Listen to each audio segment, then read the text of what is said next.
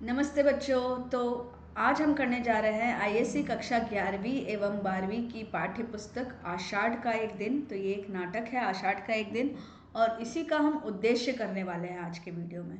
तो ये एक परफेक्ट आंसर है जो आप डायरेक्टली एज इट इज़ अपनी आंसर शीट में लिख सकते हैं।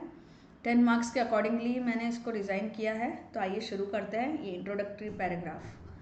मोहन राकेश द्वारा रचित आषाढ़ का एक दिन हिंदी नाट्य साहित्य में एक मील का पत्थर है। यह नाटक न केवल इतिहास और कल्पना का मिश्रण प्रस्तुत करता है, बल्कि इसका गहरा दार्शनिक और सांस्कृतिक उद्देश्य भी है। ये आपको इंट्रोडक्टरी में लिखना है और फिर पॉइंट वाइज एक एक हेडिंग के अंडर आपको लिखते जाना है। पहला, प्रेम और कर्तव्य के बीच संघर्ष। इस नाटक का मुख्य उद्देश्य व्यक्ति के प्रेम और कर्तव्य के बीच द्वंद्व को प्रदर्शित करना है। कालिदास और मल्लिका के प्रेम की कोमलता कर्तव्य के कठोर वास्तविकता के आगे टूट जाती है। यह नाटक बताता है कि समाज और सफलता की ऊंचाइयों तक पहुंचने की लालसा किस प्रकार व्यक्तिगत जीवन को प्रभावित करती है। दूसरा उद्देश्य, यथार्थवाद और आदर्शवाद का टकराव। मोहन राकेश जी इस नाटक के माध्यम से यह दिखाते हैं कि एक व्यक्ति अपने आदर्शों और यथार्थ के बीच फंसा रहता है। कालिदास का काव्य प्रेम और उसकी महत्वाकांक्षाएं उसे उसकी जड़ों से दूर कर देती है। दूसरी ओर मल्लिका का प्रेम त्यागमयी है, जो यथार्थवाद का प्रतीक है। भारतीय समाज में नारी की स्थिति। तो ये भी एक उद्देश्य है, भारतीय समाज में नारी की स्थिति बता रहा है यह नाटक मल्लिका और प्रियंगु मंजरी के माध्यम से नारी की स्थिति को उजागर करता है। मल्लिका का चरित्र एक स्वाभिमानी, त्यागमयी और प्रेमपूर्ण नारी का उदाहरण है, जबकि प्रियंगु मंजरी समाज की भौतिकवादी सोच को दर्शाती है। नाटक यह दिखाता है कि समाज में स्त्रियों को अक्सर त्याग और बलिदान का प्रतीक बना दिया जाता है। चौथा, व्यक्ति और समाज का संबंध।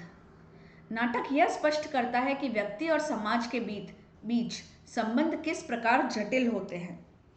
कालिदास की सफलता केवल उसकी अपनी मेहनत का परिणाम नहीं है, बल्कि समाज और परिस्थितियों का भी योगदान होता है। लेकिन जब व्यक्ति समाज के अनुसार बदल जाता है तो उसकी व्यक्तिगत पहचान और आत्मिक संतोष खोने लगता है।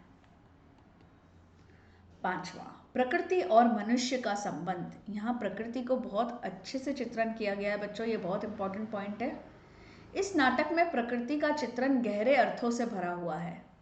आषाढ़ ऋतु का उपयोग प्रेम, आशा और वेदना के प्रतीक के रूप में किया गया है।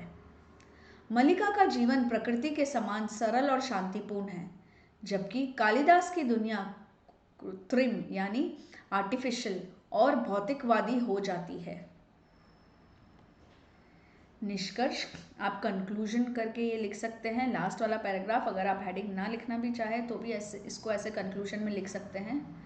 आषाढ़ का एक दिन केवल एक ऐतिहासिक या प्रेम प्रधान नाटक नहीं है, बल्कि यह मानवीय संबंधों, समाज की कठोर वास्तविकताओं, नारी जीवन और कर्तव्य के प्रति संघर्ष का दार्शनिक चित्रण करता है।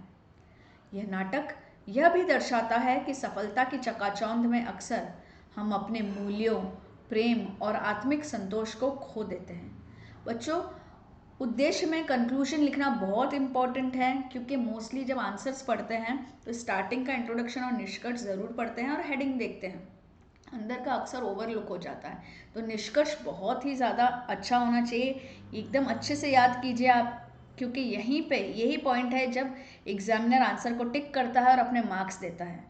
तो मार्क्स देते वक्त अगर कंक्लूजन आपका बहुत ही ज़्यादा इंप्रेसिव है तो आपको मार्क्स अच्छे मिलते हैं बच्चों। आई होप आपको ये वीडियो पसंद आया होगा। आषाढ़ का एक दिन नाटक पूरा का पूरा मैंने सभी अंक अलग अलग पार्ट्स में वीडियो बनाए हैं, जहां हर एक शब्द का अर्थ दिया है। तो आई बटन में मैं आपको दे दूंगी, डिस्क्रिप्शन बॉक्स में भी उसका लिंक दे दूंगी, तो आप ज़रूर देखिए। अगर आपको ये वीडियो पसंद आया है तो चैनल को सब्सक्राइब करना ना भूलिए। Thank you.